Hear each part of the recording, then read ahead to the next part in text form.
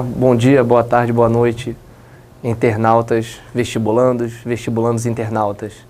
Sou o professor Carlos Júnior, do GPI, professor de matemática, e hoje eu estou aqui para dar dicas para vocês sobre o nosso conteúdo de porcentagens, né? Porcentagem, que é um assunto bem recorrente na prova do Enem, o Exame Nacional do Ensino Médio, e eu vim hoje aí para tentar dar algumas dicas para vocês, como a gente pode efetuar o cálculo nos termos percentuais. Então, vamos começar aqui. Então, o sinal de porcentagem, né, é uma mera abreviação da expressão dividido por 100. Então, expressa-se porcentagem, um total em relação a um valor de 100. Né? Toda fração de denominador 100 representa uma porcentagem, como diz o próprio número, por 100. Devemos lembrar que a porcentagem também pode ser representada na forma de número decimal, como por exemplo aqui, 25%. 25% eu posso escrever 25 sobre 100, que é a mesma coisa que 0,25. Ou 40%, 40 centésimos, 40 por 100, 0,4 ou 0,40. Né? É a mesma coisa.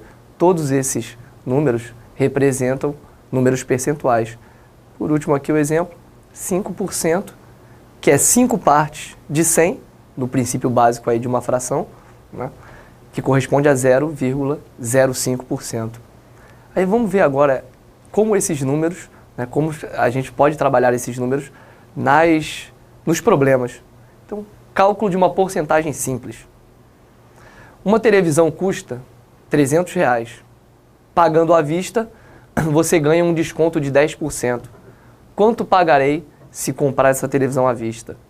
Então, para a resolução desse problema, nós podemos dividir de duas maneiras, né? A primeira delas, quando eu calculo o valor a ser pago, quando nós calculamos inicialmente o desconto a ser concedido, né? E aí, lembrando, números absolutos, o termo em valores percentuais sempre corresponde a 100. Então, o total ali, no nosso caso R$300 a televisão, isso corresponde a um percentual de 100%. Né? Então, calculando o desconto que vai ser gerado de 10%, então 10% de R$300. Nós temos 10%, que corresponde lá na fração a 10 sobre 100, que é igual a 0,1, vezes o valor da televisão, vezes 300, que isso me dá um valor de R$30, que esse valor é o valor do desconto concedido. Então, ela teve um desconto de 10% na mercadoria que custava R$300, o seu desconto foi de R$30. E aí eu chego ao valor do custo dessa televisão, ou seja, quanto pagarei por essa televisão? Pagarei o valor de R$270, que é o preço fixo da televisão, correspondente a 100%, menos o desconto que foi concedido, o desconto de 10%. E aí, 270 o valor a ser pago. Uma outra maneira de também resolver esse problema, de interpretá-lo, é não calculando o desconto, e sim calculando o valor final, né? Pensando que os R$300, que é o valor da mercadoria, corresponde a 100%, se me foi concedido um desconto de 10%, eu vou pagar apenas 90% dessa mercadoria. Então, posso pensar da seguinte forma: o valor da mercadoria, o valor da televisão, corresponde a 90% de R$300, que o cálculo matemático, 90% de R$300 é a mesma coisa que 90 centésimos, ou 90 por 100, vezes R$300, que aí eu obtenho o valor final da mercadoria, R$270. Correto? Então, cheguei lá, o preço final, 270. São duas formas aí básicas para o cálculo, né, de maneira bem simples, do cálculo de uma porcentagem em cima de um valor absoluto. Uma outra maneira para o cálculo, uma outra forma de se calcular porcentagem são as porcentagens compostas ou concatenadas, que no nosso mercado financeiro, aí o trabalho, a modalidade bancária, é o famoso juros compostos, né? Quando eu tenho um juros sobre o outro, incidindo sobre o outro mês a mês. Então vamos à seguinte situação. Estamos diante da seguinte situação.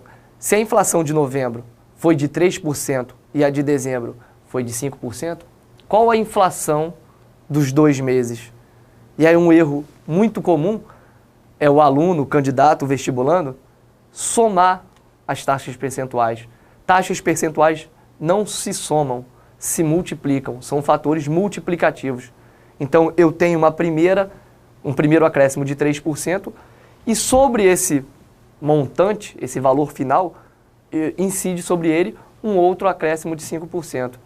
Então, vamos para o cálculo, ver como é que fica isso? Então, se no início de novembro um produto custava R$ no início de dezembro ele custará R$ mais 3% do seu valor P.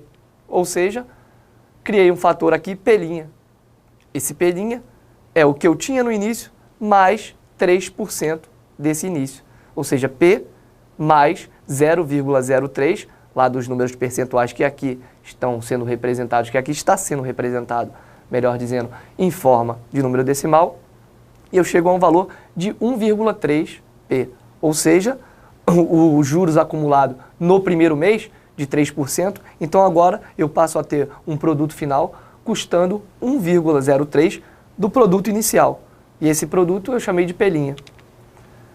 O novo preço P' terá subido no início de janeiro e aí agora o meu P2', que é o produto ao segundo mês, ele vai valer 1,05 do produto do mês passado, que era o P'. Então a gente tem a seguinte modalidade do cálculo. 1,05, que é o acréscimo de 5% no segundo mês, vezes o acréscimo que já foi concedido no primeiro mês, de 3%, totalizando 1,3P.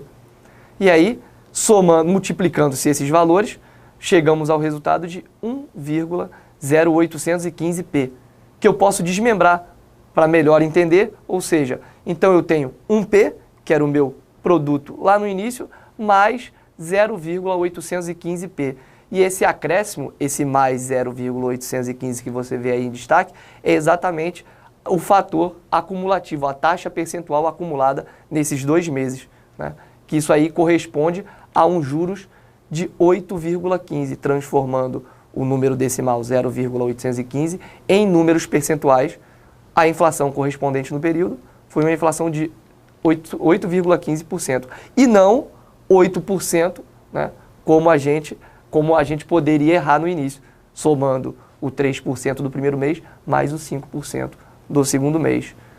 E aí fica essa dica aí, atenção nas questões e até a nossa próxima aula, o nosso próximo encontro.